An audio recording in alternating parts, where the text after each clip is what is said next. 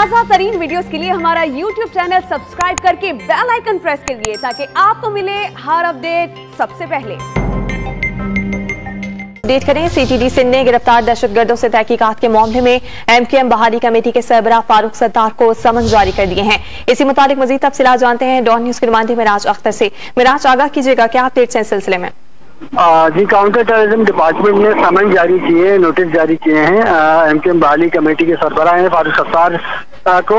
एक नोटिस उनके घर पे भेजा गया है रहायशगाह पर, और एक नोटिस उनकी आरजी रहायशगाह जो कि निजी होटल में बताई गई है वहाँ भेजा गया है।